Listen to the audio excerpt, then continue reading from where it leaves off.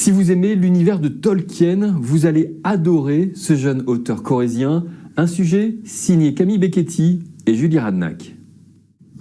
Franchir le seuil d'un univers, celui de Geoffrey Le Bourg. Quand on lit de la fantaisie, en général, on va toujours retomber sur les elfes, les nains, les centaures, les griffons, les licornes, les phénix, on va dire. Là, ça fait quand même les dragons aussi, bien sûr. C'est les incontournables. Et je ne dis pas que j'en mets pas, mais je ne mets pas que ça. Je vais aussi plus loin. Plus loin, jusqu'à devenir lui-même auteur de romans fantastiques.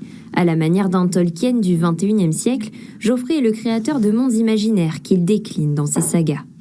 J'ai fait des heures et des heures et des heures de recherche. J'ai vraiment un énorme fichier, je pense qu'il fait dans les 120 pages sur mon ordinateur, de notes sur des créatures venues des quatre coins du monde.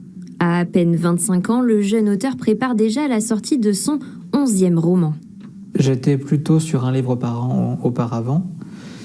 Et puis là, c'est vrai que comme c'est une série qui est très longue, il y aura 7 tomes. On a dit si on fait ça sur 7 années, les gens vont décrocher.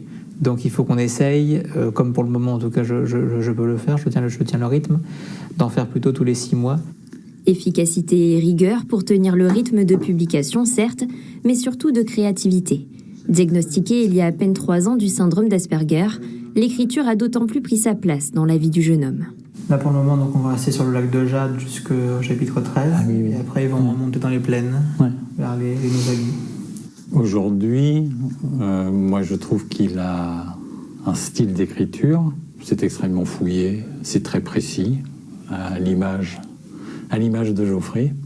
En quelques années, Geoffrey est passé de l'auto-édition à la vente de quelques milliers d'exemplaires. Et son ambition est loin de s'arrêter là. C'est vrai que les 7 reliques pourraient particulièrement bien, je pense, s'adapter à un format audiovisuel, donc que ce soit animation, film ou série en live action. Il y a, je pense, oui, un bon matériau qui peut être exploité ensuite. C'est aussi un peu comme ça que je l'ai conçu. Seulement quelques semaines après la sortie du 2e volet, Geoffrey Le Bourg promet de terminer ce tome 3 pour le printemps prochain.